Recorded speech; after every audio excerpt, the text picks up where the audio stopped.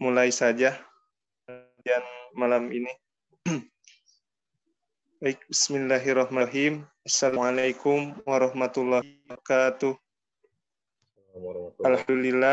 Alhamdulillahi rabbil alamin.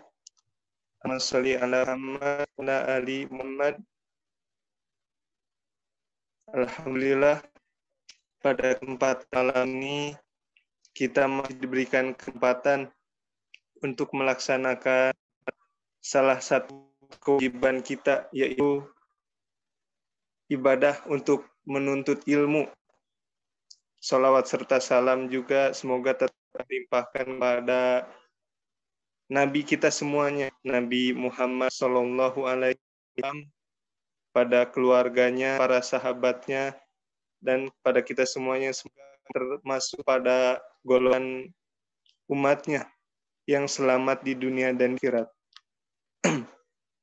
Pada kesempatan malam ini, izin saya selaku moderator, mungkin sebelum membacakan susunan acara, ini perdana ya sama Ustadz Nafi Ansori.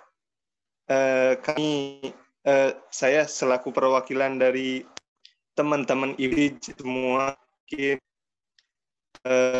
salam silaturahmi kepada Ustadz.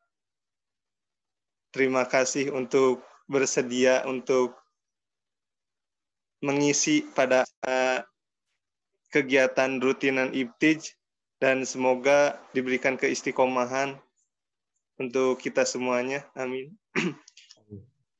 Ya, mungkin tadi juga tersampaikannya di kolom chat kepada teman-teman semua sudah mengetahui profil singkat Ustadz yang telah kita baca semuanya. Dan selanjutnya izinkan saya membacakan susunan acara pada kegiatan malam ini, kajian malam ini. Yang pertama, pembukaan. Yang kedua, pembacaan basmalah. Yang berikutnya ada tilawah Quran yang akan dibacakan insya Allah oleh Mas Sito. Dan yang berikutnya lagi nanti ada sesi tanya jawab, dan yang terakhir ada penutup. Ya, tadi pembuka telah saya buka, dan mari kita sama-sama ucapkan basmalah bersama-sama sebelum mulai pada kajian hari ini. Bismillahirrahmanirrahim. Dan berikutnya dipersilahkan kepada Mas To untuk membacakan ayat suci Al-Quran. Kepada Mas Sito, itu kami Assalamualaikum warahmatullahi wabarakatuh. Ustaz, salam kenal dari saya Warsito. Waalaikumsalam warahmatullahi. Saya akan membacakan surah Hud ayat 114 sampai 123. Teman-teman boleh buka mushafnya. A'udzu billahi minasy syaithanir rajim. Bismillahirrahmanirrahim. Wa aqimis salata tarafayn nahari wa zulafan minal lail. Innal hasanati yudhibnas sayyi'at. Dzalika dzikra lidz-dzakirin. Wasbir fa innallaha la yudhi'u ajral muhsinin. فلولا كان من القرون من قبلكم أولو بقية ينهون عن الفساد في الأرض إلا قليلا ممن أنجينا منهم واتبع الذين ظلموا ما أترفوا فيه وكانوا مجرمين وما كان ربك ليهلك القرى بظلم وأهلها أهلها مصلحون ولو شاء ربك لجعل الناس أمة واحدة ولا يزالون مختلفين إلا من رحم ربك ولذلك خلقهم وتمت كلمة ربك لأملأن جهنم من الجنة والناس أجمعين وكلا نقص عليك من أنباء الرسل ما نثبت به فؤادك وجاءك في هذه الحق وموعظة وذكرى للمؤمنين وكل الذين لا يؤمنون اعملوا على مكانتكم إنا عاملون وانتظروا إنا منتظرون ولله غيب السماوات والأرض وإليه يرجع الأمر كله فاعبده وتوكل عليه وما ربك بغافل عما تعملون صدق الله العظيم.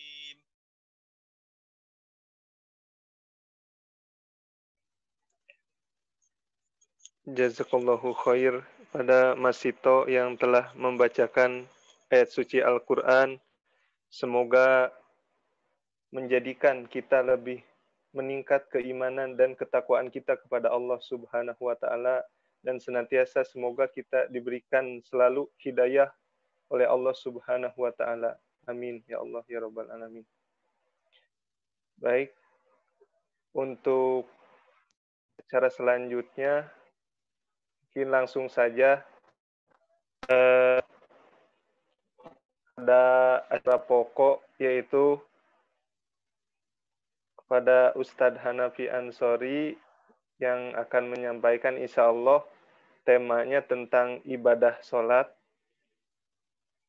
Dan ya mungkin untuk mempersingkat waktu, langsung saja kepada Al-Ustadz, waktu 4, persilahkan. Terima kasih kepada pembawa acara Teddy Arianto atas waktu yang diberikan. Innal hamdalillah nahmaduhu wa nasta'inuhu wa nastaghfiruh wa na'udzu billahi min syururi anfusina wa sayyiati a'malina may yahdihillahu fala mudhillalah wa may yudlilhu fala hadiyalah. Wa asyhadu an la ilaha illallah wahdahu la syarikalah wa anna Muhammadan abduhu wa rasuluhu alladzi la nabiyya ba'dahu amma ba'du. Faqala Allahu ta'ala fil Qur'anil Karim, a'udzu billahi minasy syaithanir rajim wa aqimus sholata wa atuz zakata.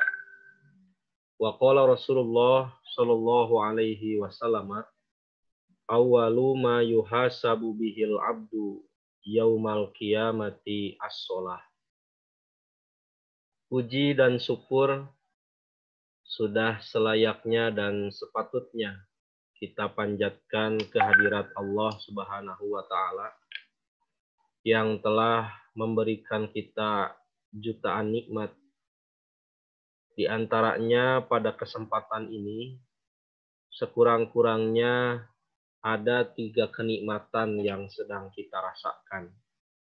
Pertama, nikmat kesehatan, yang dengannya kita dapat bersua bersama dalam rangka tholabul ilmi. Kemudian yang kedua, nikmat kesempatan, di mana dengan kesempatan itu kita bisa memanfaatkannya untuk menggapai ridho Allah melalui thalabul ilmi ini. Kemudian yang ketiga adalah nikmat semangat. Maka dengan semangat itu kita terdorong untuk senantiasa memposisikan diri dalam thalabul ilmi. Karena ada orang yang sehat tapi tidak semangat dan tidak sempat, maka kesehatan itu tidak menjadikannya dapat melaksanakan thalabul ilmi. Ada juga yang sempat tapi tidak sehat dan tidak pula punya kekuatan lain, maka pada akhirnya dia pun tidak bisa melaksanakan. Maka sempat, sehat, dan semangat ini menjadi nikmat bagi kita semua sehingga dapat melaksanakan kegiatan pada kesempatan ini. Ikhwatu iman rahimakumullah, para saudara dan saudari seiman yang sedang ada di negeri seberang ya. Sebelum saya mengisi acara ini, saya sedikit membuka di media sosial tentang perjalanan dari IPTIJ ini. Jujur saya terenyuh dan merasa bersyukur dengan pergerakan, semangat juang, usaha yang ikhwan dan akhwat sekalian jalankan. Juga menambah rasa malu bagi kami yang ada di tanah air ketika kami berleha-leha dengan segala fasilitas yang ada. Mudah-mudahan perjuangan ikhwan dan akhwat sekalian dalam rangka menggapai ridho ilahi Robbi senantiasa ada dalam perlindungan, pertolongan, naungan, dan ampunan dari Allah Subhanahu wa Ta'ala. Ikhwatu iman rahimakumullah, yang akan kita bahas pada kesempatan ini terkait dengan masalah sholat, di mana tentunya tentang sholat ini ada berbagai hal yang bisa dibahas dan perlu kita perhatikan. Pada kesempatan ini, saya akan lebih khusus membahas tentang sholat itu. Pada bagian pertama, kita akan bahas tentang risalah sholat, arti dari sholat itu sendiri. Menurut mayoritas ahli bahasa, sholat itu artinya adalah doa. Ad-du'a'u. As-sholatu ae ad-du'a'u. Sebagaimana dikatakan oleh para ulama ahli bahasa, sholaitu alaihi ae da'autu lahu. Saya sholat atasnya, artinya saya berdoa untuknya. Maka pengertian sholat yang berarti doa ini tercantum dalam Al-Quran dan Al-Hadis. Sebagaimana dalam firman Allah Ta'ala disebutkan dalam ayat tentang zakat. Surat At-Taubah ayat 103. A'udzubillahi minasyaitonirrajim. Wasolli alaihim. Dan bersolawatlah. Dan sholatlah alaihim bagi mereka. Kalimat sholli di sini bukan mensolati mereka yang melaksanakan zakat, tapi dalam artian berdoa. Dan doakanlah dan mendoalah untuk mereka yang melaksanakan zakat. Inna sholataka sakanul lahum. Karena sesungguhnya doa kamu itu menjadi ketentraman jiwa bagi mereka. Wallahu sami'un alim. Dan Allah maha mendengar lagi maha mengetahui.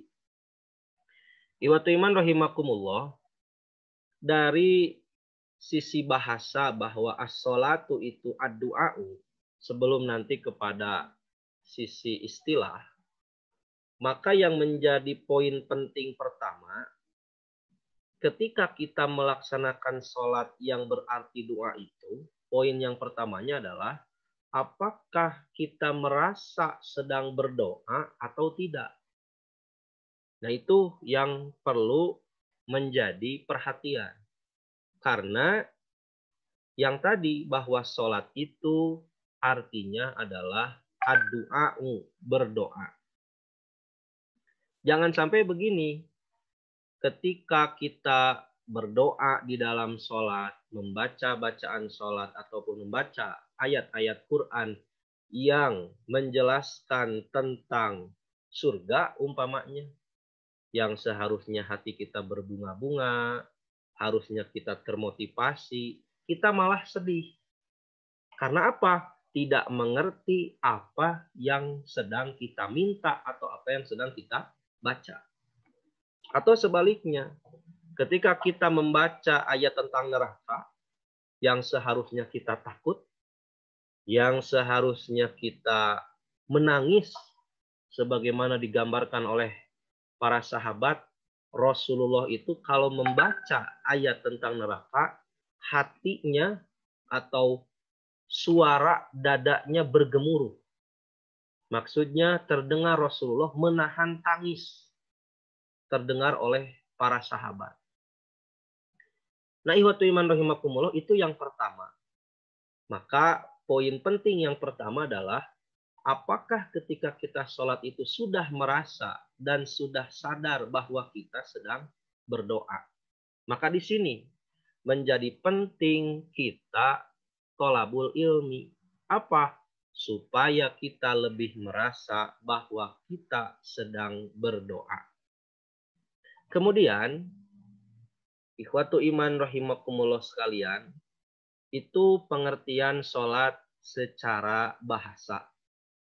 Adapun sholat secara istilah, sebagaimana digambarkan oleh Syekh Sayyid Sabiq pada kitabnya Fiqhus Sunnah, jilid pertama halaman ke-78, beliau mengatakan bahwa sholat itu adalah ibadatun, satu ibadah.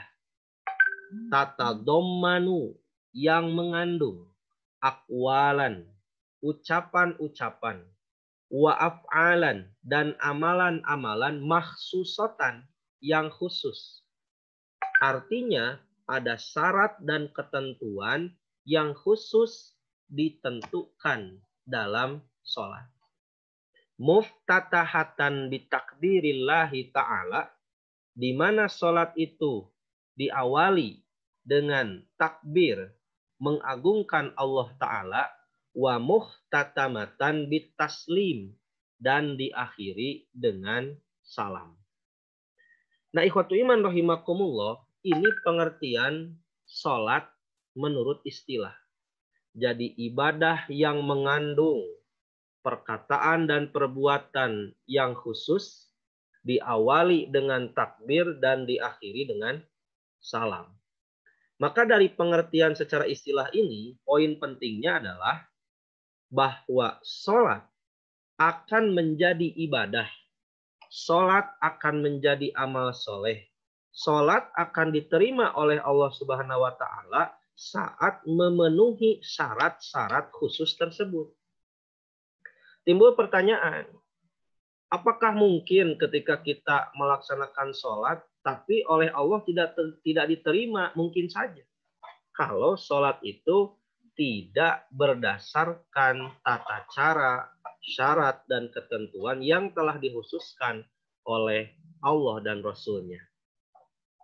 Bukankah ikhwatu iman dalam tarikh dikatakan bahwa orang-orang jahiliyah pun mereka beribadah? Ya, seperti kita melaksanakan ibadah yang mana ibadah mereka tentunya jauh dari apa yang digariskan oleh ilahi. Di antaranya, kalau Nabi Ibrahim mencontohkan tawaf itu mengelilingi Ka'bah dengan menutup aurat 7 kali 7 putaran. Kan orang jahiliyah itu mengelilingi Ka'bah, mohon maaf, sambil bertelanjang bulat. Bertelanjang bulat, bertepuk tangan sambil bersuil.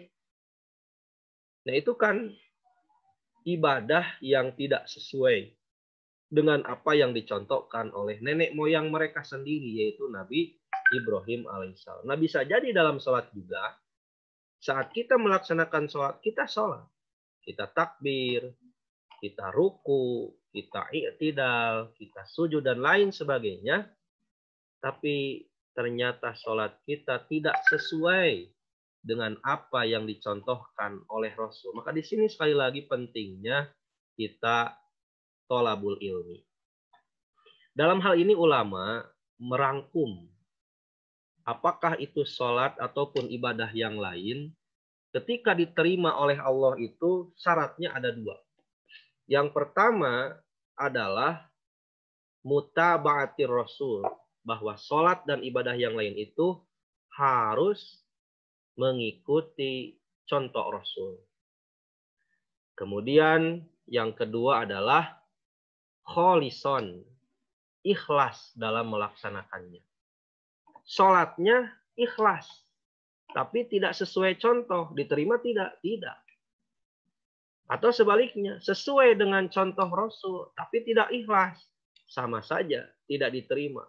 Apalagi kalau ia tidak ikhlas, ia tidak sesuai contoh, itu lebih-lebih menjadi satu amalan yang kata Rasul, rodun. Rasulullah menegaskan, man amila amalan, barang siapa yang mengamalkan satu amalan, laisalahu amruna, yang pada amalan itu tidak ada urusan kami, kata Rasul. Artinya tidak ada contoh Rasul. Fahuwa raddun, kata Rasul. Maka amalan itu tertolak. Dalam sholat pun Rasulullah menegaskan, Sallu kama ra'aitumuni usolli. Sholatlah kalian sebagaimana kalian melihatku sholat. Mungkin kita bertanya, kan kita tidak bisa melihat Rasul sholat. Maka kata para ulama, ro'a dalam hadis tersebut, ro'a bil ilmi. Yaitu melihat dengan ilmu. Maksudnya adalah melihat, meneliti, mencari hadis-hadis Rasul, bagaimanakah Rasulullah sholat. Ikhwatu iman rahimakumullah. Selanjutnya, pada kesempatan ini, saya akan membahas dalam pembukaan kajian tentang ibadah sholat ini, kita mulai dari kedudukan sholat dalam Islam. Ini penting dibahas sebelum kita masuk nanti kepada macam-macam sholat, kemudian syarat dan rukun sholat, kemudian kita nanti juga akan dibahas tentang toharoh, kemudian macam-macam sholat sunat, dan lain sebagainya. Nah, kita mulai dulu apakah dan seperti apa kedudukan sholat di dalam Islam. Pertama, hadis yang ditulis oleh Imam At-Tabrani dalam salah satu kitabnya Al-Mu'jam Al-Kabir. Hadis ini diterima dari sahabat Mu'adz bin Jabal. Hadis nomor 96 pada juz ke-20 halaman 55. Rasulullah SAW bersabda, Ra'su hadzal amri al-Islam. Bahwa pokok urusan agama ini adalah Islam.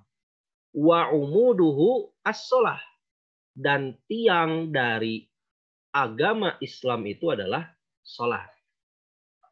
Kita sering mendengar ungkapan as-sholatu imaduddin, bahwa sholat itu adalah tiang agama. Nah, kita jadikan ini sebagai poin penting ketiga, bahwa bangunan amal soleh akan ambruk tanpa sholat sebagai tiangnya. Jadi Rasul menggambarkan sholat itu seperti tiang dalam agama. Kalau kita membayangkan ada bangunan, maka ada atap, ada tembok, ada ubin, ada lantai, ada pintu, jendela, dan lain sebagainya. Nah, itu semua tidak akan berguna jika tanpa adanya tiang. Artinya genting, tembok, semuanya menyatu di lantai, tidak menjadi satu bangunan. Itulah mengapa dalam hadis lain Rasulullah SAW menegaskan awwalu ma yuhasabu bihil abdu as-shalah. Bahwa yang pertama akan dihisab dari amalan seorang hamba adalah sholatnya. Artinya sebelum dihisab sedekah kita, sebelum dihisab ibadah-ibadah kita yang lainnya, yang pertama dihisab adalah sholatnya. Apabila sholatnya beres, apabila sholatnya mendapatkan penilaian baru, kita akan dihisab pada amalan-amalan yang lainnya. Nah, itu poin yang ketiga. Atau kita juga bisa menggambarkan sholat ini seperti semen. Kalau kita membuat bangunan, ada pasir, kemudian ada batu bata, kemudian ada bahan-bahan yang lainnya. Tapi bahan-bahan itu tidak disatukan, tidak direkatkan dengan semen, maka tidak akan menjadi satu bangunan yang utuh. Nah, iwatu iman rahimakumullah, itulah poin yang ketiga, bahwa sholat ini oleh Rasul digambarkan seperti tiang. Bangunan Islam, bangunan amal soleh kita akan ambruk tanpa adanya tiang, yakni sholat itu sendiri. Selanjutnya, dalam hadis lain, pada Mu'jam al-Awsat, dari Anas bin Malik, hadis nomor 1859, jilid kedua, halaman 240. Nabi SAW bersabda, sebagaimana tadi saya bacakan, awwalu ma yuhasabu bihil abdu yaumal qiyamati as-shalah. Bahwa yang pertama akan dihisab dari amalan seorang hamba pada hari kiamat itu, yakni sholatnya. Fa'in soluhat, maka jika sholatnya beres, soluha sa'iru amalihi, maka bereslah seluruh amalnya. Wa'in fasadat, dan jika sholatnya rusak, fasada sa'iru amalihi, maka rusaklah seluruh amalnya. Jadi sholat ini menjadi lembaran pertama dari amalan-amalan yang akan kita diperhitungkan di hadapan Allah Subhanahu wa Ta'ala. Lantas begini, kita membaca beberapa hadis, ternyata ada hadis yang lain yang mengatakan di satu sisi awwalu ma yuhasabu bihil abdu as-shalah. Tapi Rasul juga mengatakan awwalu ma yuhasabu bihil abdu az-zakah. Bahwa yang pertama dihisab dari diri hamba itu adalah zakat. Tapi juga ada hadis yang mengatakan awwalu ma yuhasabu bihil abdu ad-dam. Yang pertama dihisab dari pribadi seorang hamba itu adalah darah. Nah, ini bagaimana? Yang ini mengatakan sholat, yang pertama dihisab. Yang ini mengatakan zakat, yang ini mengatakan darah. Nah, maka para ulama memaknai hadis-hadis tersebut. Pertama, bahwa dari ibadah badaniah, ibadah yang dilaksanakan oleh badan, yang pertama dihisab adalah sholat. Dari ibadah-ibadah badan yang lainnya. Artinya begini, andaikan seseorang itu haji, umroh dengan badannya gitu, membantu orang tua, berbaik kepada tetangga dan sebagainya, tidak sholat, yaitu tidak diterima kalau sholatnya tidak betul, karena sholat yang pertama dihisab. Sekarang apa maksudnya yang pertama dihisab itu? Zakat. Bahwa kata para ulama, zakat yang pertama dihisab itu dalam ibadah maliyah, yaitu ibadah harta. Artinya, kalau kita sedermawan apapun, infak, sodako, wakaf, hibah, tapi tidak zakat dari apa yang kita dagangkan, tidak zakat saat kita bertani, saat panen lebih dari 6,5 kintal, tidak zakat ketika membeli perhiasan, tidak zakat ketika kita punya simpanan emas atau perak, maka infak sedekah itu tidak akan diterima. Kemudian yang ketiga, bahwa yang pertama dihisab itu adalah adam, darah. Apa maksudnya? Itu dalam hal muamalah, pergaulan. Jadi sebaik apapun kita dalam bergaul, kita pernah menjadikan darah seseorang itu tercucur. Kita pernah menganiaya seseorang. Maka itu akan menjadi hisaban di hadapan Allah Subhanahu wa taala. Nah, kembali lagi kepada sholat. Sholat ini adalah ibadah badaniyah yang pertama akan dihisab oleh Allah Subhanahu wa taala. Maka ikhwati iman rahimakumullah, para saudara dan saudari yang tengah berjuang ya di negeri seberang, di negara Jepang, kiranya dan saya pun percaya bahwa sholat ini dinomorsatukan. Kenapa? Karena perjuangan saudara dan saudari akan menjadi sia-sia.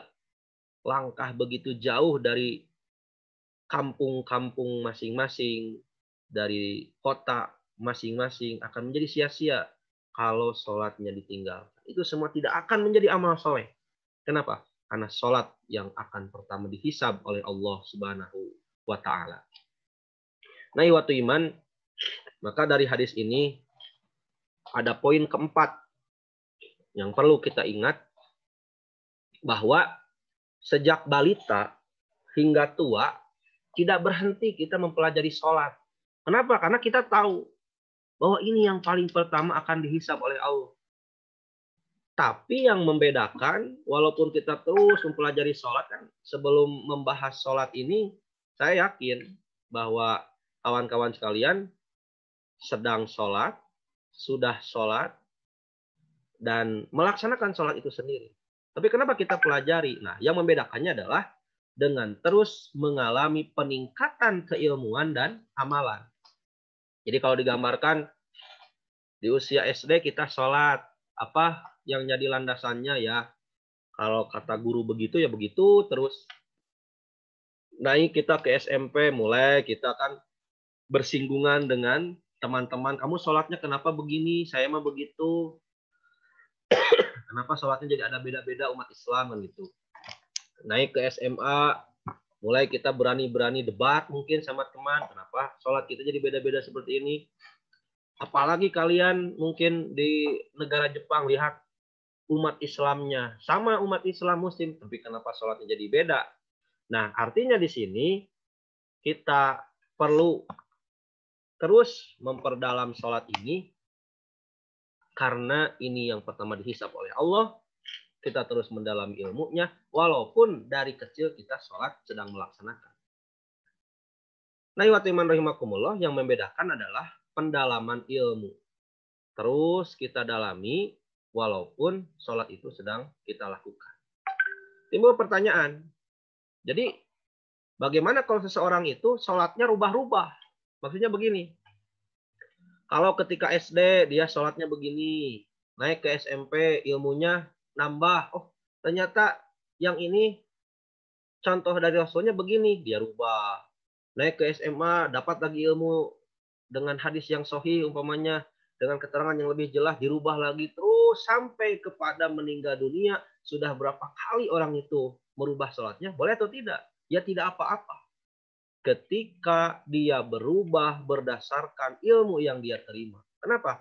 Karena ilmu itu adalah proses pembelajaran. Karena ilmu itu adalah satu jalan di antara takdir yang telah Allah gariskan.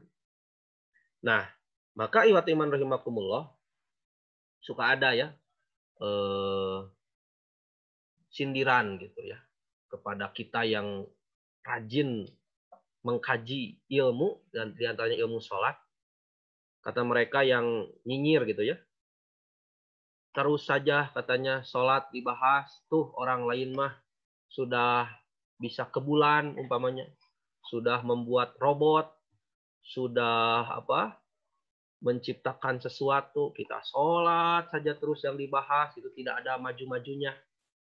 Kita jawab bahwa seseorang yang ke bulan saat tidak sholat,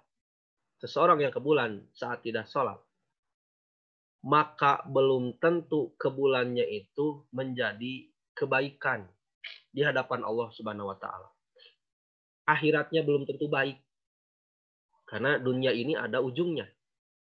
Tapi seseorang yang menjaga sholatnya, walaupun dia tidak ke bulan, walaupun dia tidak menciptakan sesuatu yang menakjubkan di dunia ini, maka dia akan selamat di akhirat.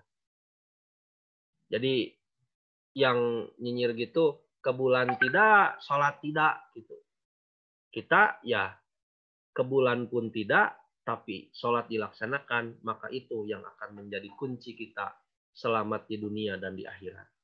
Nah, inilah prinsip kita bahwa sholat ini terus dibahas, tentunya dengan terus pendalaman makna, terus perbandingan ilmu, karena sholat ini menjadi kunci penentu kita selamat di dunia, apalagi di akhirat kelak.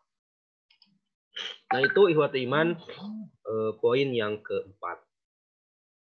Kemudian, dalam hadis yang lain, pada kitab Musnad Ahmad bin Hanbal, ini seorang ulama yang hafal 1 juta hadis ya. Beliau diberi gelar Amirul Mukminin fil hadis. Dalam kitabnya Al-Musnad, beliau mengutip salah satu hadis Rasul ketika Rasulullah SAW bersabda, "Kana min akhiri wasiyati Rasulullah SAW as-salata wa ma malakat aimanukum." Bahwa kata para sahabat, di antara wasiat terakhir Rasulullah Shallallahu Alaihi Wasallam adalah as-salata. Jagalah salat, wa ma malakat aimanukum, dan jagalah, perihalalah hamba sahaya yang kamu miliki.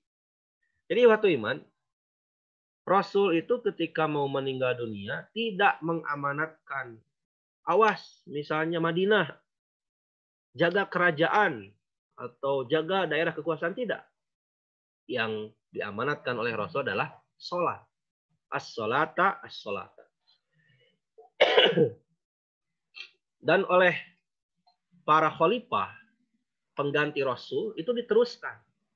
Bagaimana kita mengetahui dalam tarikh ya, Khalifah Abu Bakar begitu memperhatikan ibadah para petingginya, ibadah para pejabatnya.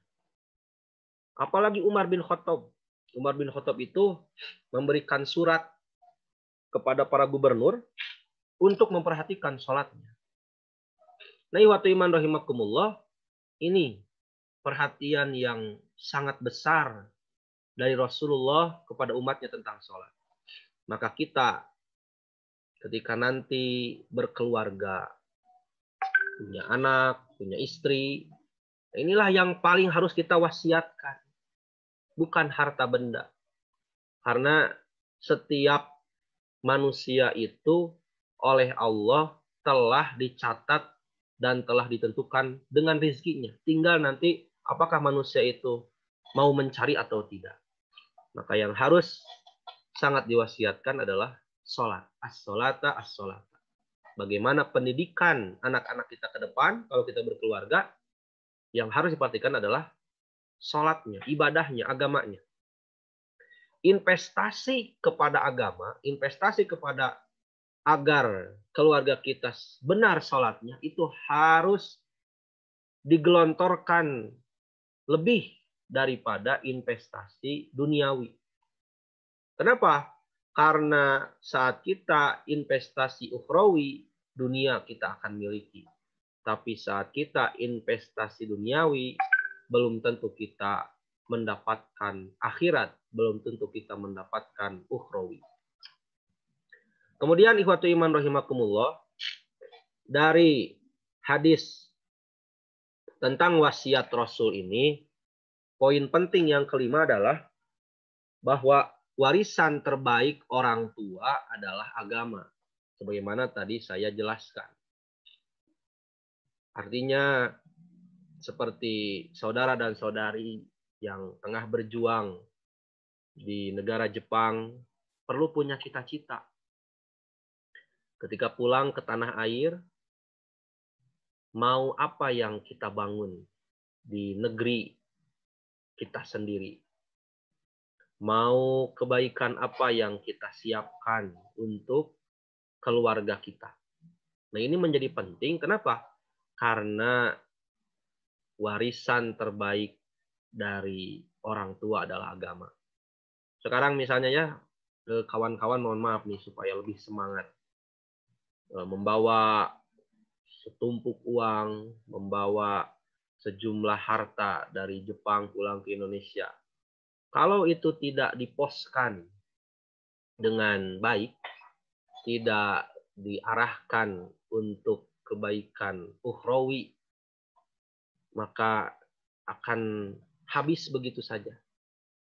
Tapi kalau diarahkan kepada ukhrawi, saya yakin dunia pun akan kita dapatkan. Itu seperti digambarkan oleh Allah dalam Al-Quran surat Al-Baqarah ayat 265 dan 266 tentang kebun kebaikan. Nah, ikhwatu iman rahimakumullah, itu poin yang kelima tentang kedudukan sholat di dalam Islam.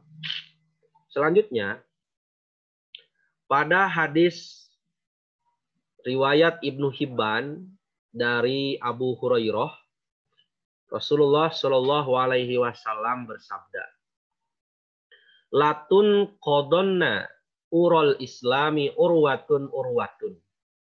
Sesungguhnya akan terlepas ikatan-ikatan Islam itu urwatun urwatun, satu demi satu. Fakullama untukidot urwatun tasyabbasan nasu.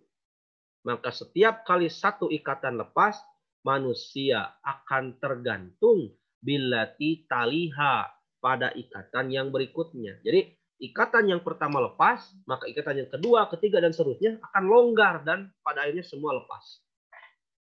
Kata Rasul, fa'awwaluhunna naqdon al-hukmu wa akhiruhunna as-sholatu. Yang pertama akan lepas dari ikatan Islam itu adalah al-hukmu, hukum.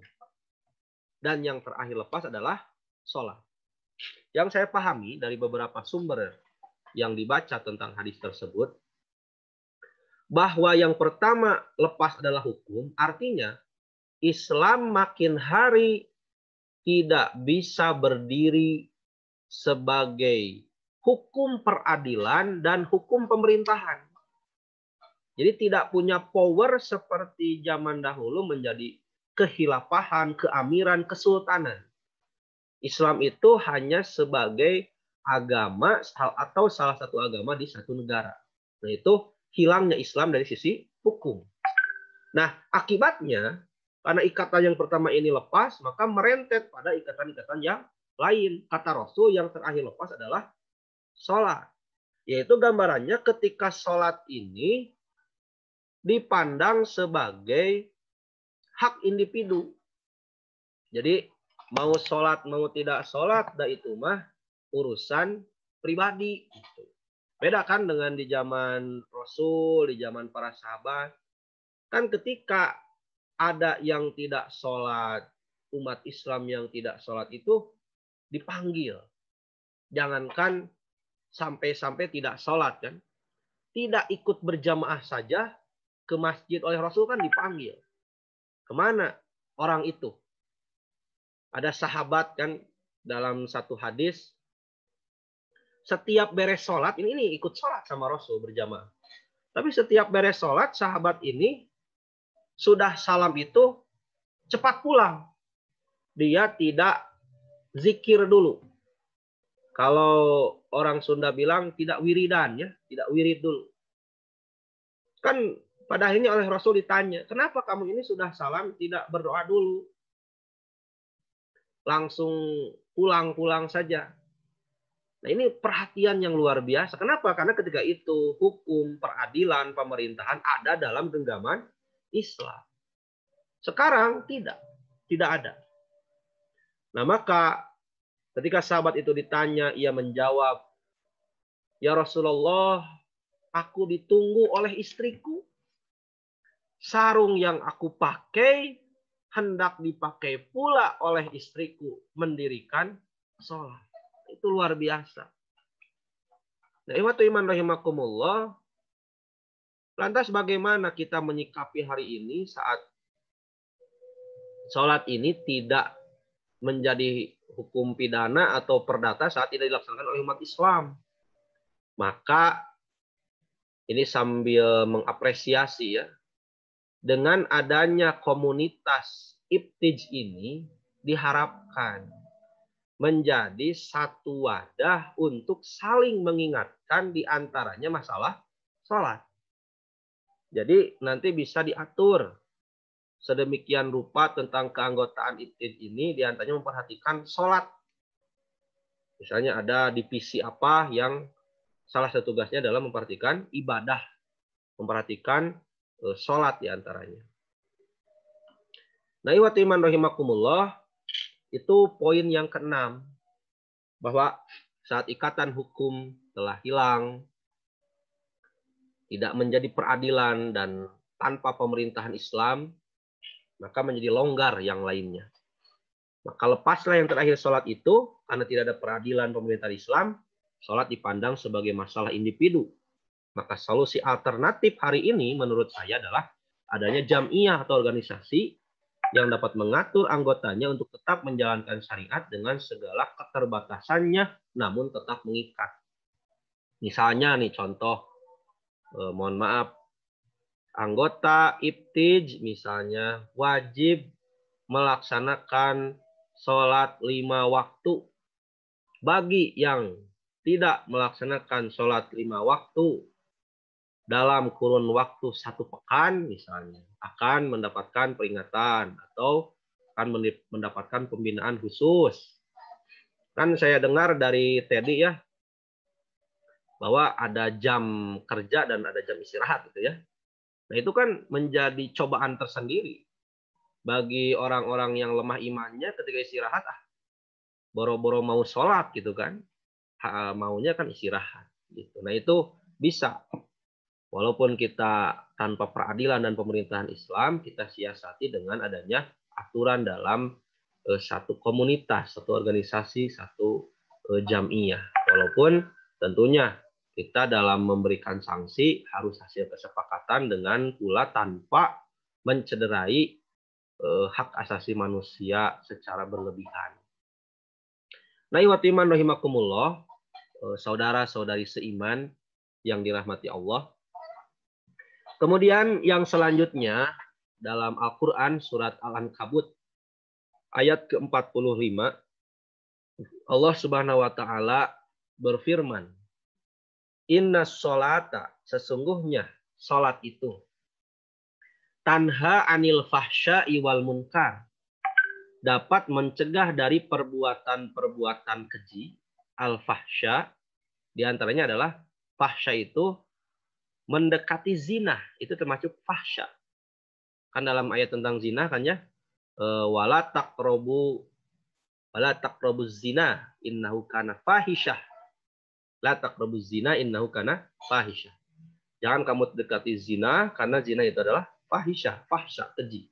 Nah, orang yang sholatnya benar, sholatnya berdasarkan ilmu, penuh dengan keikhlasan, mengikuti contoh Nabi, pasti dia tidak akan mendekati perzinahan, tidak akan berkholwat, berdua-duaan dengan yang bukan mahram, tidak akan berani berpegangan tangan, tidak akan sayang-sayangan, embe-embeban umpamanya dengan yang bukan yang dihalalkan oleh Allah Subhanahu wa Ta'ala. Wal munkar, kata Allah. Dan sholat itu akan mencegah seseorang dari perbuatan mungkar. Wala dzikrullahi akbar, dan ketahuilah bahwa mengingat Allah, sholat adalah lebih besar keutamaannya dari ibadah yang lainnya. Nah, tentang ayat ini dalam tafsir Ibnu Katsir dikatakan bahwa inilah di antara hikmah sholat dapat mencegah perbuatan keji dan perbuatan mungkar. Maksudnya adalah mengekang seseorang untuk tidak berbuat keji dan tidak berbuat mungkar. Kemudian oleh Rasul digambarkan, man lam tanhahu solatuhu. Barang siapa yang sholatnya lam tanhahu, tidak mampu mencegahnya. Jadi ada istilah kan STMJ, sholat terus, maksiat jalan. Bukan susut telur madu jahe ya. Sholat terus, maksiat jalan. Jadi sholatnya lam yantahu, tidak bisa mencegahnya. Anil fahsya'i wal munkar, dari perbuatan keji dan perbuatan munkar. Lam tazidhu minallahi illa bu'dan. Maka tidak akan bertambah bagi orang itu dari Allah illa bu'dan, kecuali ia semakin jauh. Jadi yang saya pahami, kalau kita suka, sering, dan sedang melaksanakan sholat, tapi masih betah dalam bermaksiat, kita sudah tahu dosa, dilaksanakan lagi. Maka semakin kita sering sholat, semakin jauh pula kita dari Allah Subhanahu wa Ta'ala. Kenapa? Karena melaksanakan sholat sambil berbuat maksiat adalah maksiat, bukan taat. Nah, ikhwatu iman rahimakumullah, apalagi kalau kita makna dan bacaan sholat itu dari lafaz demi lafaz, gerakan demi gerakan, kita tahu, mengerti. Contohnya ketika kita sholat kan mengucapkan Allahu Akbar. Kita dalami Allahu Akbar, Allah Maha Besar. Artinya tidak ada sesuatu pun yang lebih besar, lebih agung dari Allah Subhanahu wa Ta'ala. Maka dari situ saja kita merinding. Kita tidak berani untuk sombong. Allahu Akbar sejatinya adalah memerintahkan seseorang untuk tawadu, rendah hati, dan melarang seseorang untuk sombong. Terus kita baca lafaz demi lafaz dalam sholat itu. Kalau kita penuh dengan kehusuan, keikhlasan, mengerti apa yang dibaca, kita yakin setelah beres sholat, kita tidak akan berani melakukan dosa dan maksiat. Tadi hikmahnya, tanha anil fahsyai wal munkar. Nah, ikhwatu iman rahimakumullah, sampai di situ ada beberapa poin penting yang perlu dicatat dari pembahasan pertama ini tentang arti sholat dan kedudukan sholat di dalam Islam. Yang pertama, bahwa sholat itu secara bahasa artinya doa. Maka yang jadi masalah, apakah ketika sholat itu kita sudah merasa berdoa atau malah kita tidak merasa berdoa. Kita tidak mengerti apa yang kita minta. Kemudian yang kedua, ketika sholat itu adalah ibadah yang khusus, yang ditentukan, kita pula harus berpikir, apakah sholat yang telah kita lakukan ini sudah sesuai dengan syarat dan ketentuan yang diberlakukan oleh Allah dan Rasul-Nya. Karena tadi ada peringatan dari Rasul, barang siapa yang beribadah dengan tanpa contoh dari Nabi SAW, fahuwa raddun, kata Rasul. Maka sholat itu akan tertolak. Kemudian yang ketiga, bahwa sholat itu digambarkan sebagai tiang agama. Artinya seluruh amal soleh tidak akan berguna. Perjuangan saudara-saudari sekalian, contohnya ke Jepang misalnya, tapi sholat ditinggalkan selama di sana. Nah, perjuangan itu tidak akan menjadi amal soleh. Sebaliknya, saya yakin sholat adalah nomor satu bagi kawan-kawan sekalian. Maka mudah-mudahan perjuangan di negeri seberang itu menjadi amal soleh di hadapan Allah Subhanahu wa Ta'ala. Kemudian yang keempat, kita dari dulu belajar tentang sholat ini kan. Tapi kenapa kita terus pelajari? Yang kita pelajari itu bukan hanya sholatnya, tapi ilmu sholat. supaya terus diperdalam, terus dicocokkan sholat kita dengan sholat Rasulullah. Inilah yang kita ikhtiarkan. Kenapa? Karena kita tahu bahwa yang pertama dihisab oleh Allah adalah sholat. Tidak ada ibadah yang lebih penting dibandingkan dengan ibadah sholat. Kemudian poin yang kelima, bahwa warisan terbaik orang tua adalah wasiat sholat. Dalam umumnya, secara umum adalah agama. Maka ke depan saat berkeluarga, sisihkanlah investasi yang besar itu lebih dominan kepada investasi akhirat bagi keluarga kita di masa depan. Insya Allah dengan investasi akhirat, dunia akan kita capai. Kemudian yang keenam, poin pentingnya, saat Rasul menggambarkan bahwa ikatan yang pertama lepas adalah hukum, baik pemerintahan atau peradilan, itu akan melonggarkan syariat-syariat yang lainnya, di antaranya sholat sebagai ikatan yang terakhir lepas.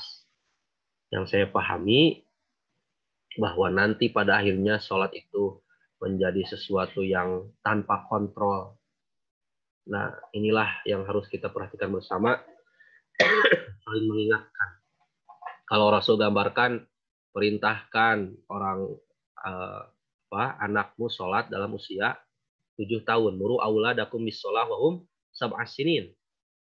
Kalau 10 tahun tidak mau sholat, kan kata Rasulullah, dribuhum alaiha wa hum abna'u asras sinin. Pukul. 10 tahun tidak mau sholat, pukul.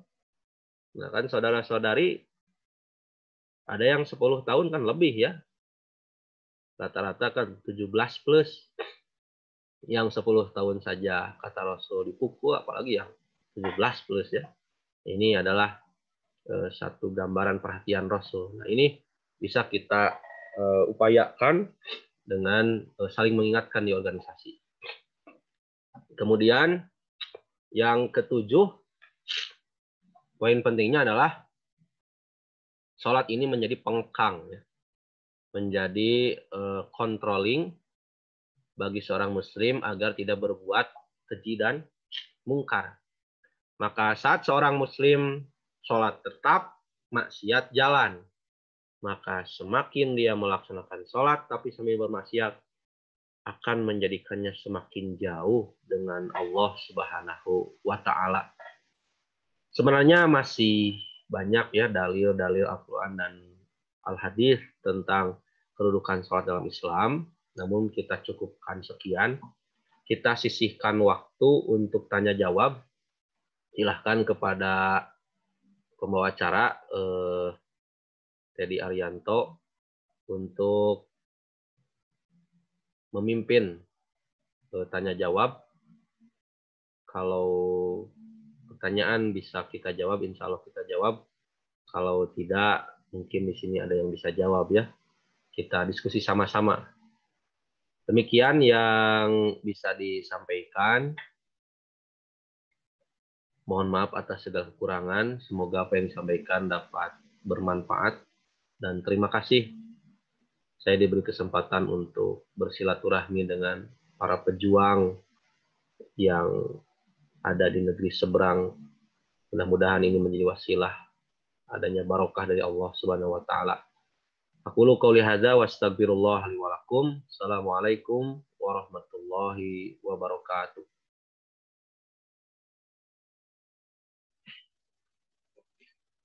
Jazakallahu khairan, Ustaz telah menyampaikan materinya yang Masya Allah sangat jelas, padat, dan sangat bermanfaat sekali bagi kita semuanya.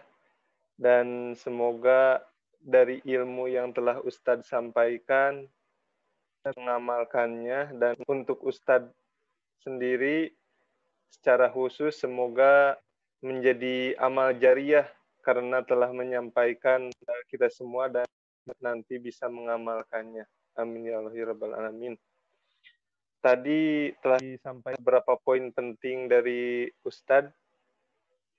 Ada yang pertama, sholat itu menurut bahasa adalah secara istilah, yaitu mengandung perbuatan khusus.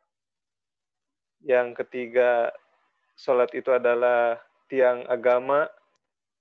Dan yang keempat, tentang sholat itu harus selalu dipelajari oleh kita semuanya. Yang kelima, warisan yang terbaik adalah ilmu nasihat dan sholat dari orang tua kita. Yang keenam, sholat harus kita selalu perhatikan. Ya. Yang tujuh, sholat adalah sebagai pengakuan kita tidak maksiat kepada Allah Subhanahu wa taala. Alhamdulillah kita sekarang sudah ada di sesi tanya jawab. Mungkin kepada teman-teman semua dipersilahkan jika yang ingin ada yang bertanya secara langsung boleh mengaktifkan teleponnya dan bertanya langsung kepada Ustadz. Dan jika ingin melalui dipersilahkan juga. Kalau belum ada yang ingin bertanya langsung, mungkin melalui chat dulu ya. Tadi sudah ada beberapa orang yang bertanya melalui chat. Dan ini yang pertama, Ustadz,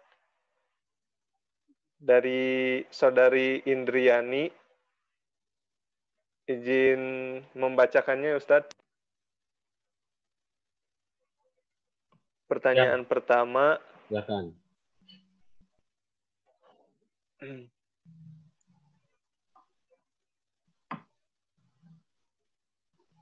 Assalamualaikum Pak Ustadz, izin bertanya.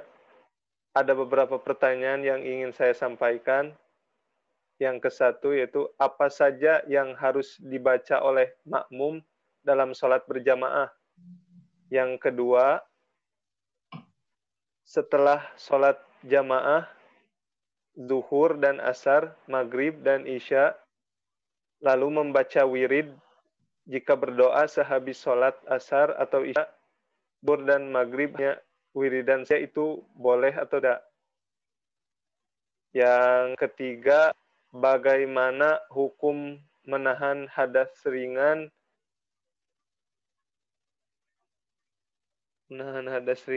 atau mau keluar tapi tidak jadi dalam sholat, syahkah atau batal sholatnya? Jika batal, wudunya harus diulang atau bagaimana? Itu mungkin Ustadz pertanyaan pertama. Langsung dijawab saja ya Ustadz. Pertanyaan. Ya, terima kasih kepada Teddy. Kita pertanyaan yang pertama dulu ya. Pertanyaannya banyak jadi lupa lagi. Yang pertama itu apa tadi? Apa saja yang harus dibaca oleh makmum dalam sholat berjamaah? Ya. Yang pertama, nanti bisa dicek pada kitab Bulughul Maram min Adillatil Ahkam. Itu adalah kitab hukum yang isinya hadis-hadis dari bab toharoh ya, bersuci, bab sholat, saum, zakat, haji, nanti ditutup dengan tentang akhlak. Itu saya bekalkan kepada Teddy itu Bulughul Maram terjemah ahsan ya Teddy ya. Nah itu di situ ada. Di situ diantaranya ada bab tentang sholat berjamaah. Imam Al-Hafidh Ibnu Hajar Al-Asqalani mengutip hadis diantaranya Rasulullah bersabda, Innama ju'ilal imamu liyutamma bihi. Tiada lain dijadikan imam itu untuk diikuti. Faida kabbaro, apabila imam takbir, fakabbiru, maka bertakbirlah. Wa idza qara'a, jika imam membaca, kata Rasul ya, fa'an situ, maka diamlah. Nah ini, ketika kita berjamaah, imam membaca Bismillahirrahmanirrahim, Al-Fatihah sampai beres. Kemudian surat, misalnya imam baca surat Al-Ikhlas atau surat Qul Huwallahu Ahad. Apa yang kita baca?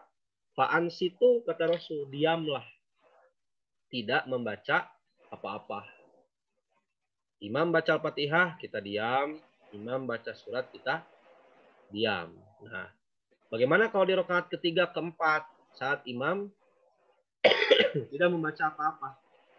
Maka di situ tempat kita untuk membaca, di mana hadis yang lain menggambarkan pada rakaat ketiga dan keempat itu hanya membaca Al-Fatihah saja, itu tanpa surat.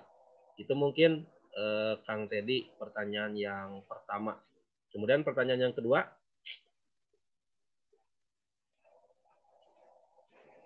Pertanyaan yang kedua yaitu setelah sholat jamaah zuhur dan asar, maghrib dan isya, lalu membaca wirid, jika berdoanya sehabis sholat asar atau isya, zuhur dan maghrib hanya wiridan saja, itu boleh atau tidak? Jadi wiridnya setelah sholat keduanya itu ya?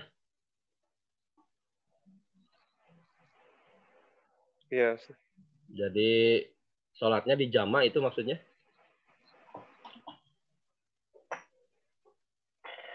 Di sini tidak ada keterangannya di jama atau apa. Oh. Tapi tadi membaca jika berdoa sehabis sholat asar atau isya atau zuhur dan maghrib hanya wiridan saja, itu boleh atau tidak? Jadi tadi. mungkin di zuhur dan maghrib hanya saja ada berdoa yang lain. Oh iya. Jadi yang saya pahami pertanyaannya hanya wiridan saja tanpa doa yang lain, mungkin begitu ya kerja.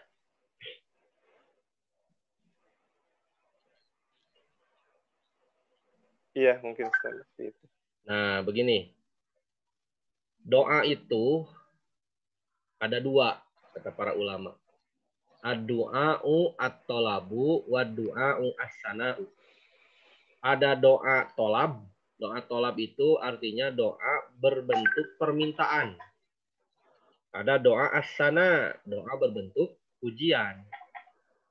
Maka ketika kita mau berdoa dalam bentuk pujian, kita laksanakan diantaranya dengan berzikir setelah sholat, termasuk sholat itu sendiri. Lalu ada doa tolab, doa dalam bentuk permintaan. Di dalam sholat juga ada bentuk permintaan, di luar sholat juga ada setelah sholat berbentuk permintaan. Sekarang ke pertanyaan, bagaimana kalau beres sholat kita zikir wirid saja tanpa berdoa panjang-panjang gitu ya? Itu tergantung situasi kondisi kita. Kalau misalnya ada keperluan yang lebih penting, kita hanya wirid saja, hanya zikir saja, ya silahkan, tidak apa-apa. Karena itu bukan bagian dari syarat atau rukun yang menjadikan penentu sah atau tidaknya sholat. Gitu. Wirid itu di luar sholat. Kemudian terakhir ini saya beri catatan untuk pertanyaan kedua. Ada doa yang harus lebih diperhatikan dibandingkan doa dalam bentuk pujian atau doa dalam bentuk permintaan. Apa itu? Doa dengan perilaku, doa dengan perbuatan, doa dengan akhlak. Jadi andaikan ini ya, andaikan kita berdoa tidak panjang, meminta tidak panjang, tapi perilaku kita diridhoi oleh Allah, maka itu akan menjadi doa bagi kita untuk mendapatkan sesuatu yang terbaik dari Allah Subhanahu wa taala.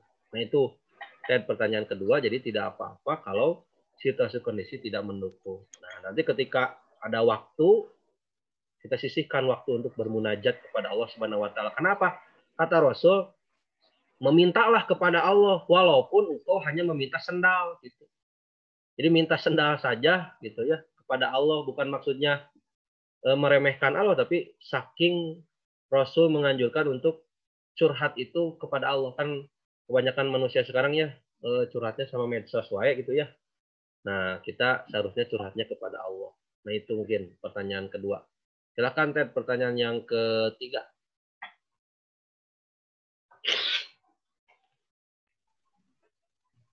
Untuk pertanyaan yang ketiga dari Saudari Indri, bagaimana hukum menahan hadas ringan mau keluar tapi tidak jadi dalam sholat, sahkah atau batal sholatnya?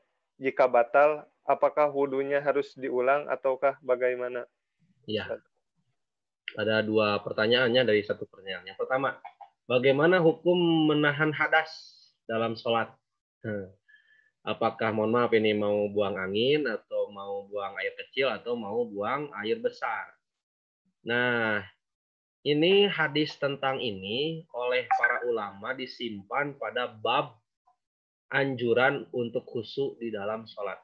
Babul hasi alal khusyu'i fis sholat. Jadi, sholat menahan hadas, sah sholatnya. Tapi tidak akan khusyuk gitu. Kenapa? Ya, memikirkan itu. Terus, apa yang harusnya keluar ditahan gitu. Jadi, tidak akan khusyuk sholatnya. Sholatnya sah. Sedangkan khusyuk itu kan ruhnya sholat. Khusyuk itu adalah nyawanya sholat. Jadi kalau sholat tidak khusyuk ya sia-sia. Makanya Rasulullah mengatakan janganlah engkau menahan keinginan untuk buang air di dalam sholat. Itu hikmahnya kata para ulama karena itu bisa merusak kekhusyuan. Kemudian selanjutnya bagaimana kalau batal? Rasulullah juga bersabda, "Idza fasa ahadukum fis shalah." Apabila engkau fasa itu mohon maaf, buang angin kecil, pas gitu. Kata Rasul, maka berpalinglah, kemudian ulangilah sholatnya. Apabila engkau buang angin kecil di dalam sholat, berpalinglah, kemudian ulangi sholatnya. Misalnya kalau kita mohon maaf nih sudah tahiyat akhir, pas gitu kan, ada yang keluar, ya harus diulangi wudhu lagi. Jadi jangan sampai mohon maaf ini kita pura-pura sholat padahal sudah batal, itu tidak boleh ya. Artinya kita ria. Kita bukan mencari ridho Allah, mencari ridho teman yang ada di kanan dan kiri, malu gitu kan.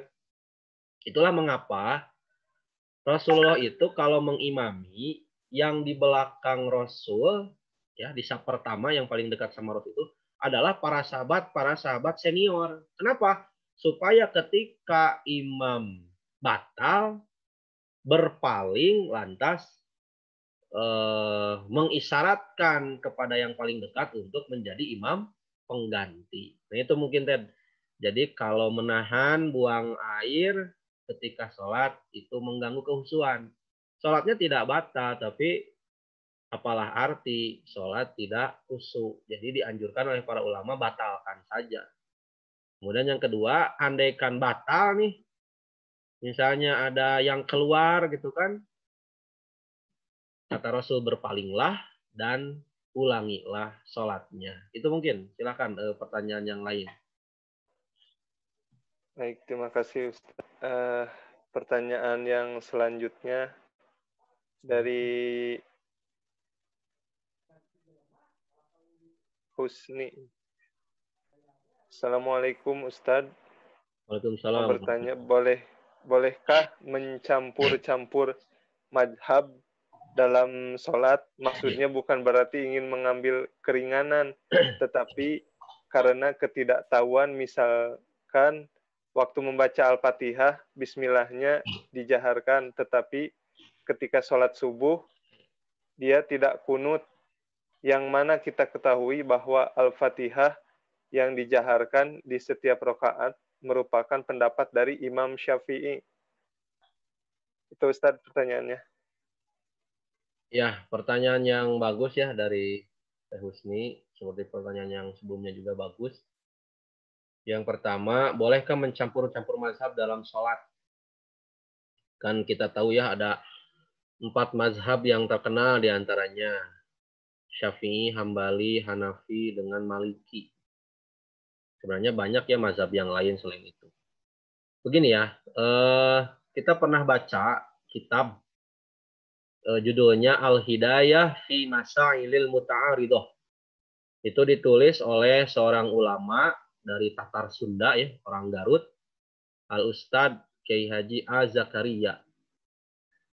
Beliau mengutip seluruh perkataan 4 imam mazhab. Perkataan Imam Hanafi, Maliki, Syafi'i, Hambali dikutip dalam kitab itu. Intinya begini. Kata mereka, 1. Apabila pendapatku atau apabila pendapat kami, kata mazhab-mazhab itu, tidak sesuai dengan Al-Quran dan As-Sunnah, maka tinggalkanlah. Itu adalah amanat dari para imam mazhab. Kemudian yang kedua, seperti mereka juga mengatakan haram hukumnya mengikutiku, kata mereka. Kalau kalian tidak tahu landasan dalil, dari mana aku berpendapat. Nah, itu 2 contoh ya. Di saya ada kitabnya, nanti bisa diperlihatkan kalau perlu untuk kajian selanjutnya. Kemudian, ini dari saya. Kita coba berpikir. Kalau kita mengikuti mazhab Syafi'i, kita mengikuti mazhab Hambali, kita mengikuti mazhab Hanafi, kita mengikuti mazhab Maliki. Timbul pertanyaan, mereka para imam mazhab mengikuti siapa? Mazhab para imam mazhabnya apa? Nah, tentunya mazhab para imam mazhab adalah mazhab Nabi. Gitu. Jadi mereka pun mengikuti Nabi. Dan mereka pun tadi kan sudah amanat. Ikutilah pendapatku yang berdasarkan Quran dan Sunnah. Nah, pertanyaan sekarang ke pertanyaan. Bagaimana kita hukumnya mencabut-cabutkan mazhab dalam sholat? Misalnya membaca Al-Fatihah, Bismillah dijaharkan. Tapi saat subuh tidak kunut. Kan yang baca Al-Fatihah jahar itu pendapat Syafi'i. Sedangkan dalam Syafi'i subuhnya ada kunut gitu kan, jadi beda-beda mazhab. Nah, kembali lagi tadi kepada amanat para imam mazhab. Jadi kita beribadah berdasarkan mazhab Nabi, yang mazhab Nabi itu adalah mazhabnya para imam mazhab. Artinya yang harus kita periksa, Al-Fatihah Bismillahnya dijaharkan. Ini berdasarkan hadis Rasul dijaharkan atau tidak? Gitu. Kalau Rasul dijaharkan, ya kita jaharkan. Yang saya ketahui memang Bismillah itu Rasulullah jahar. Tapi memang ada juga hadis-hadis yang pernah para sahabat tidak menjaharkan Bismillah. Tapi itu dibaca di dalam hati. Namun dari kedua pendapat ini yang paling selamat ya adalah dengan dijaharkan. Apa di antara hikmahnya? Untuk yang masbuk ya, yang sholatnya itu menyusul. Kalau imam tidak membaca Bismillah jahar, kan langsung kepada Alhamdulillah ya. Sedangkan kata Rasulullah, sholata liman lam yaqra bi Fatihatil kitab. Tidak sah sholatnya kalau tidak baca Al-Fatihah. Yang baru masuk ikut sholat misalnya, kan Al-Fatihah dari Bismillah kan. Ini dibaca sama imam dari Alhamdulillah kan. Ketika masuk ke sholat, baru Allahu Akbar. Yang masbuk itu imam baca Alhamdulillahirabbil alamin. Pertanyaannya, makmum itu masbuk atau tidak? Harus tambah rakaat atau tidak? Kan jadi bingung. Kenapa? Karena dia tidak kebagian Bismillah, tapi imam bacanya dari Alhamdulillah. Sedangkan hadis la sholat liman lam yaqra bi Fatihatil kitab itu Al-Fatihahnya harus sempurna. Nah, mengukur sempurnanya kan jadi bingung. Kenapa? Karena Bismillahnya tidak dibaca. Maka pendapat dibaca jahar atau sir, menurut pendapat saya pribadi yang lebih selamat adalah dibaca, Bismillahnya dijaharkan. Lalu misalnya tentang kunut subuh. Nah, itu juga selain kita berpegang kepada pendapat para imam mazhab, kita kembalikan kepada mazhabnya para imam mazhab. Apa? Hadis, ya, dan Al-Quran, hadis yang sahih dan dari Al-Quran sebagai pedoman pokok. Maka tentang kunut subuh ini nanti juga bisa dibaca dalam kitab yang saya tadi sebut, ya, dalam kitab Bulughul Maram.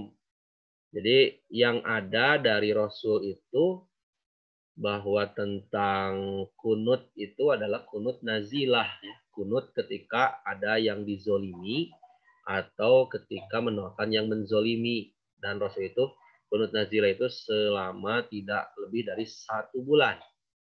Adapun hadis-hadis tentang kunut subuh itu perlu diteliti kembali. Nah, perlu diteliti kembali. Nanti bisa kawan-kawan menyodorkan kalau misalnya ada temuan tentang hadis yang sahih tentang kunut subuh, kita bisa berdiskusi. Jadi intinya kepada Teh Husni tidak usah bingung tentang mazhab-mazhab yang ada, toh mereka juga berpegang kepada Al-Quran dan As-Sunnah. Maka kita berpeganglah kepada mazhabnya para imam mazhab, yaitu mazhab Nabi Muhammad Shallallahu Alaihi Wasallam. Kembalikanlah semua ibadah, apakah ini ada hadisnya atau tidak, apakah ini sahih atau tidak, dan seterusnya. Itu mungkin Kang Teddy untuk pertanyaan dari Teh Husni. Baik, terima kasih Ustaz. Lanjutkan kepada pertanyaan yang berikutnya. Ini ada pertanyaan lagi dari Saudari Apriani Faujiah. Assalamualaikum Ustadz, ingin bertanya. Gini ya Ustadz, dalam sholat kan kita ingin khusyuk. Soalnya memang kerasa banget nih dan berasa deket banget sama Allah. Tapi kadang namanya juga manusia, kadang khilaf. Nah, bagaimana Ustadz cara agar kita bisa istiqomah dalam menjaga khusyuk setiap sholat? Ya, itu Ustadz. Ya, pertanyaan yang bagus, ya. Sebagaimana pertanyaan sebelumnya dari Teh Apriliani Fauziah. Pertama, kita ambil dulu apa yang disebut khusyuk. Para ulama mengartikan al-khusyu'u hudurul qalbi fis shalah. Khusyuk itu artinya hadirnya hati di dalam sholat. Kalau sholat menghadirkan hati, kalau hati sholat, kalau hati hadir di dalam sholat, itu artinya khusyuk. Tapi khusyuk itu bukan berarti tuli, bukan berarti buta, bukan berarti lupa akan lingkungan sekitar di mana kita sholat. Begini, pertama, sholat itu hadirnya hati. Artinya adalah kita al-fahmu ilal kiro'ah. Faham terhadap apa yang dibaca. Gitu. Nah, inilah yang pertama untuk khusyuk di dalam sholat itu hadirnya hati di dalam sholat. Dan hadirnya hati dalam sholat itu harus paham terhadap apa yang dibaca. Semakin dalam pemahaman kita, kalau misalnya Al-Fatihah nih, paham dengan tafsirnya. Baca surat An-Nas, paham dengan tafsirnya. Ketika ruku, bacaannya, kita mengerti dengan makna-maknanya secara mendalam. Maka itu akan semakin memperkuat kekhusyuan di dalam sholat. Itu yang pertama. Hadirnya hati, dan hadirnya hati itu dengan adanya kepahaman terhadap bacaan sholat. Kemudian yang kedua, bahwa khusyuk di dalam sholat itu adalah hadiah. Hadiah untuk apa? Hadiah untuk orang-orang yang soleh. Jadi saat seseorang melakukan kemaksiatan sebelum atau sesudah sholat, itu akan berpengaruh terhadap kekhusyuannya di dalam sholat. Dijamin orang yang senang bermaksiat, orang yang betah bermaksiat kepada Allah Subhanahu wa taala, itu salatnya tidak akan khusyuk. Kan dalam Al-Baqarah ya, wa innaha lakabiratun illa 'alal khosyin. Bahwa salat itu berat kecuali bagi orang-orang yang khusyuk, yaitu orang-orang yang ikhlas, yang soleh, yang bersih dari niat-niat yang tidak baik dan senantiasa berusaha dirinya untuk bersih. Itu yang kedua.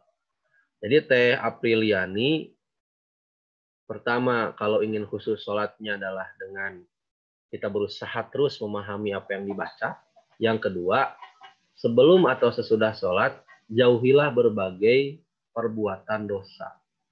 Maka kita akan dibantu mendapatkan ilham, mendapatkan taufik dari Allah untuk khusyuk di dalam sholat. Lalu yang ketiga, ini secara teknis ya, bahwa sholat itu dianjurkan oleh Rasul pandangan tunduk ke tempat sujud. Al-Ustadz Kiai Haji Muhammad Romli, seorang ulama dari Tatar Sunda juga, dari daerah Kutawaringin, Soreang, Kabupaten Bandung, membuat satu buku kecil namanya As-Sholah. Membuat satu bab berjudul Babul Hassi alal khusu'i fis sholah wan nadoru ila maudhi'is sujud. Bab anjuran untuk khusyuk dalam sholat dan melihat terhadap tempat sujud. Nah itu jadi sholat yang khusyuk itu dengan melihat tempat sujud. Kan ada hadis ya, ketika Rasul beres sholat mengingatkan kepada Aisyah, wahai Aisyah, ini gorden ya, hordeng itu kain yang menempel di dinding, kata Rasul, tidak henti-hentinya menggangguku selama aku sholat, gitu kan kata Rasul. Jadi ternyata gorden itu ada gambarnya. Entah gambarnya seperti apa, kata Rasul, tidak henti-hentinya dia menggangguku ketika aku sedang sholat. Nah, jadi penting juga yang ketiga, mengkondisikan tempat, Teh Apriliani. Mengkondisikan tempat, bebaskan tempat sholat kita itu dari gambar-gambar yang mengganggu. Kemudian mohon maaf ini pakaiannya harus bersih, tempatnya, kemudian suasananya dan sebagainya, itu mempengaruhi. Tapi kalau misalnya terpaksa kita sholat di tempat yang tidak ideal, nah maka tadi yang kedua, kesolehan kita akan menjadi ilham, taufik, kekuatan dari Allah untuk khusyuk di dalam sholat. Itu yang ketiga. Yang keempat, khusyuk di dalam sholat itu adalah dengan cara tumaninah. Apa tumaninah itu? Setiap gerakan sesuai dengan contoh Rasul dan tenang, santai. Kata para ulama, tumaninah itu adalah menempatkan tulang pada tempatnya. Allahu Akbar. Sudah baru kita berdoa iftitah. Jadi jangan sambil Allahu Akbar sambil berdoa, terus itu tidak tumaninah. Ketika ruku, Allahu Akbar, tunggu sampai rukunya sudah sempurna, baru kita berdoa. Jangan sampai sambil ruku, sambil bergerak, doa ruku kita baca. Bangkit dari ruku, sambil bergerak, sambil sujud, terus. Jadi itu tidak akan mendatangkan kehusuan.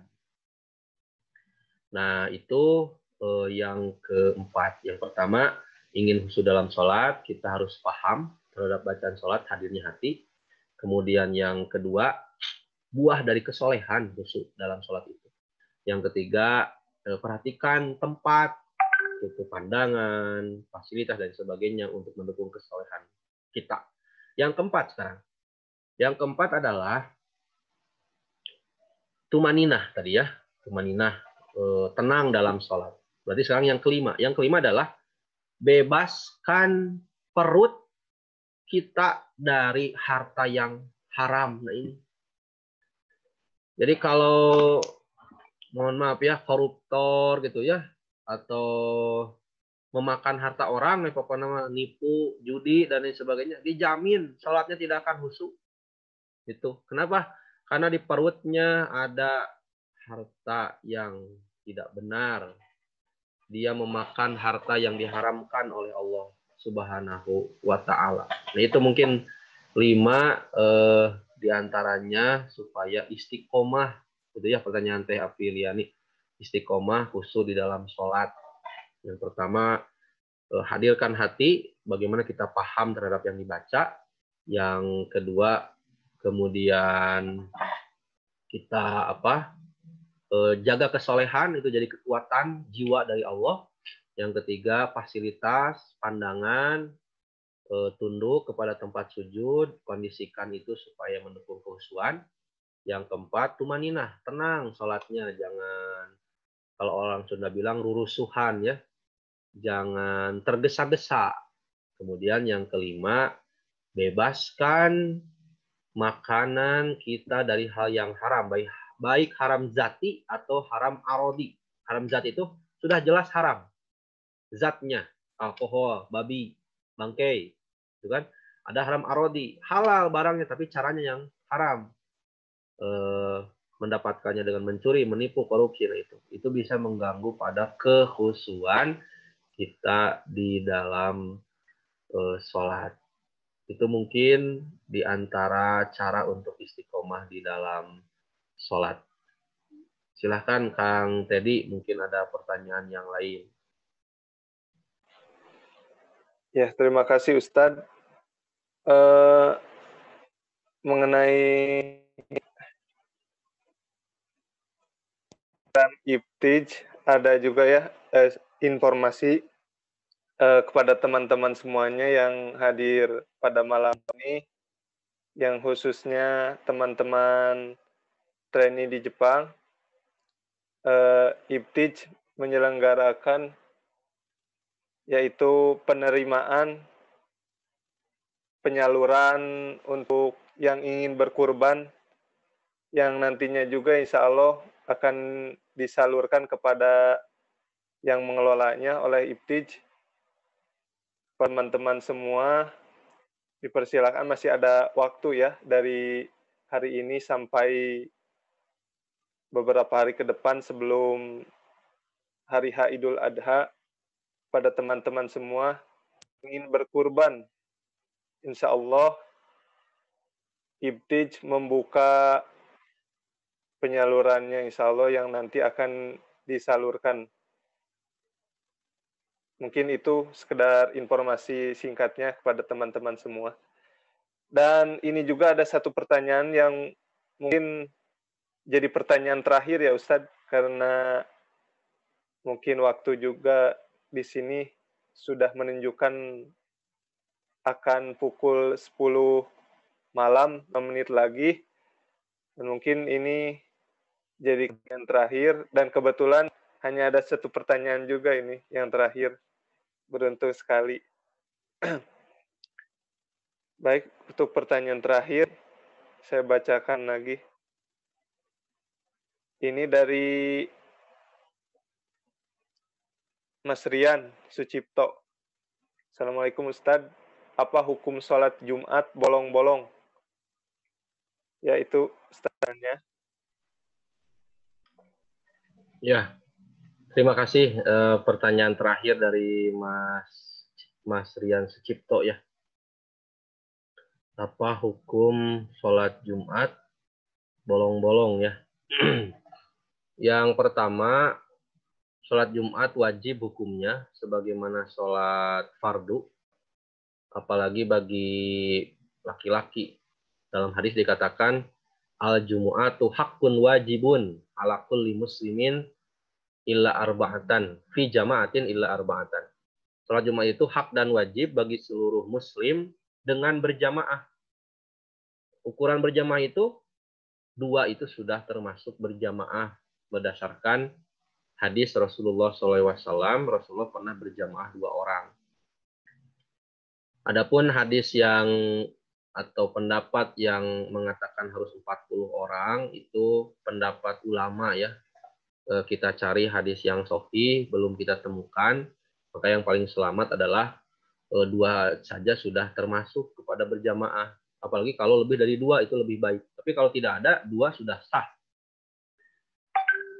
Semua umat Islam kata Rasul wajib sholat Jumat. Illa arba'atan, kecuali ada 4 yang tidak wajib Jumatan, itu berarti wajib zuhur.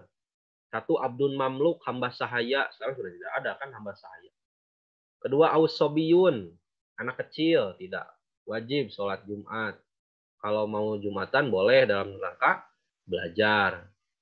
Yang ketiga, au maridun, yang sakit. Seperti misalnya yang positif corona, nah itu yang harus tidak boleh ke masjid, bukan yang tidak corona jadi tidak mau ke masjid, kan jadi salah kaprah ya. Yang keempat adalah au imro'atun, atau perempuan. Perempuan tidak wajib Jumat, tapi wajib zuhur. Sekarang apa hukumnya? Sholat Jumat bolong-bolong. Nah ini sama hukumnya dengan sholat yang lain. Al-farqu bainal mu'min wal kafir as-sholat. Pembeda antara mukmin dan kafir adalah sholat. Sampai ini mohon maaf ya, ulama ada yang berpendapat kalau ada yang berani meninggalkan sholat, kata ulama, bunuh katanya. Itu pendapat ya. Tapi yang paling selamat dari pendapat para ulama bahwa yang meninggalkan sholat itu, kalau meninggalkannya i'tiqadi ya, karena keyakinan bahwa sholat itu bukan bagian dari syariat Islam. Jadi tidak percaya bahwa sholat itu aturan Islam, maka itu kafir. Kafir i'tiqadi, kafir asli itu. Orangnya orang kafir gitu. Tapi kalau seseorang meninggalkan sholat, termasuk sholat Jumat, karena kemalasan atau apa, yakin itu kewajiban sholat, tapi ditinggalkan, itu disebutnya kufur amali. Maka orang ini disebut orang fasik. Jadi orang yang meninggalkan sholat Jumat bolong-bolong itu orang fasik. Jangan sampai ya kita menjadi orang-orang fasik, karena orang-orang fasik itu tempatnya di dalam neraka. Nah ini untuk para pemagang ya, para pemagang di Jepang. Sebenarnya kalian punya solusi. Tidak usah sampai meninggalkan Jumatan. 1, bagi pemagang itu kan statusnya safar ya, musafir. Nah, musafir itu boleh Jumat, boleh tidak Jumat. Artinya boleh diganti dengan zuhur. Nah, saat misalnya jadwal bekerja nih, benar-benar tidak bisa sholat Jumat, maka bisa diganti dengan zuhur. Atau misalnya, apalagi disatukan dengan asar, disebutnya jamak. Atau misalnya kalau mau melaksanakan Jumat, boleh juga. Dan 2 orang itu sudah termasuk berjamaah. Gitu. Jadi kembali lagi kepada pertanyaan, bagaimana hukum sholat Jumat bolong-bolong? Kalau yang melakukannya itu punya keyakinan sholat Jumat itu diragukan sebagai syariat Islam, itu orang kafir, itu sudah termasuk. Orang kafir berarti sudah beda agama. Tapi kalau misalnya melakukan itu karena dia maksiat sama Allah, itu termasuk orang fasik. Orang fasik itu tempatnya di dalam neraka. Apalagi orang kafir tadi ya. Maka sarannya adalah, solusinya adalah bertaubat kepada Allah Subhanahu wa taala sebelum Allah menurunkan azab di dunia dan di akhirat. Dan solusi dari saya pribadi berdasarkan Quran dan hadis, laksanakan sholat Jumat itu walaupun hanya 2 orang. Itu sudah berjamaah.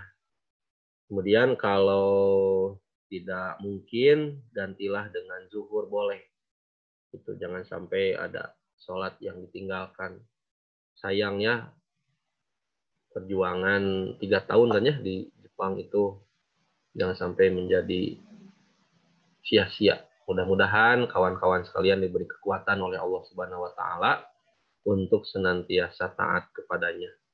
Itu mungkin sudah di sini sudah jam 20:02, Kang Teddy, di situ jam 10:02 ya. Terima kasih. Ya, Ustaz. Ya, alhamdulillah.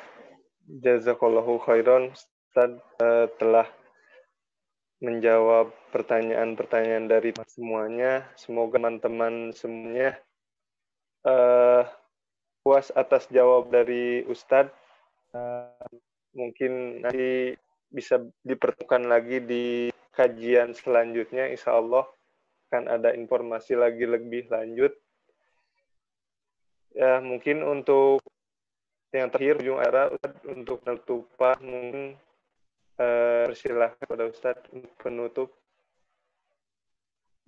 Ya, terima kasih kepada Teddy Arianto dan kawan-kawan yang telah memberikan kesempatan bagi saya untuk bersilaturahmi, menjadi sebuah syukur yang luar biasa. Terakhir dari saya, mudah-mudahan pembahasan ini menjadi pemantik untuk bahasan-bahasan selanjutnya terkait dengan sholat. Seperti tadi digambarkan, kita dari dulu sholat. Kenapa kita terus bahas? Karena kita ingin sholat kita semakin apa yang digambarkan oleh Rasul, shollu kama ro'aitumuni usolli. Demikian, terima kasih. Aqulu qouli hadza wa astaghfirullah li wa lakum. Wassalamualaikum warahmatullahi wabarakatuh.